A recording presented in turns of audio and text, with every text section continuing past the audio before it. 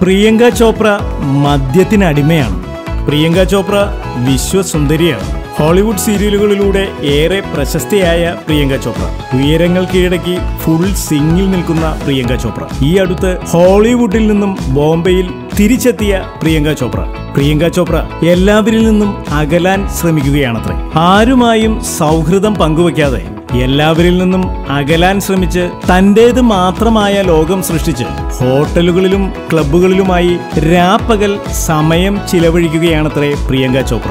അതിരാവിലെ ചായയ്ക്ക് പകരം വൈനിൽ 2 peg whisky ഒഴിച്ച് കഴിച്ചുകൊണ്ടാണത്രേ ഒരു ദിവസത്തിന്റെ പ്രിയങ്കയുടെ തുടക്കം. അർദ്ധരാത്രി വരെയാണ് ഇത്തരം കലാപരിപാടികൾ നീണ്ടു നിൽക്കുന്നതെന്നാണ് കേൾക്കുന്നത്. സംഭവം അറിഞ്ഞ പ്രിയങ്കയുടെ ബന്ധുക്കളും സുഹൃത്തുക്കളും ആരാധകരും നിരാശയിലായിരിക്കുകയാണത്രേ. പ്രിയങ്ക മദ്യത്തിന് അടിമയാണത്രേ. ഈ അവസ്ഥയിൽ നിന്നും എങ്ങനെ കരകയറാം എന്ന ആശങ്കയിലാണത്രേ പ്രിയങ്ക.